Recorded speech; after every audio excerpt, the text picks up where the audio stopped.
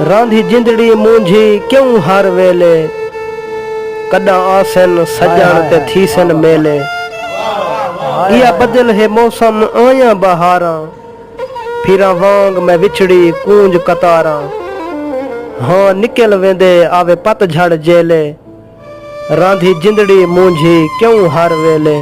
पिया खुश वसदा है जरा जरा, थिया खेत खलियान है हरा भरा। पये पौंदी ठड्डी त्रेड़ सवेले, रांधी जिंदड़ी मूंझी क्यों हर वेले। फुल पुंगेर गए हिन सरसों दे, गे घुल मिल पतंगे परसों दे। पूरे साल तू हिन विछोड़े झेले, रांधी जिंदड़ी मूंझी क्यों हर वेले। मैं कल डिठन पंछी जोड़े जोड़े, पा चुंझ विच चुंझ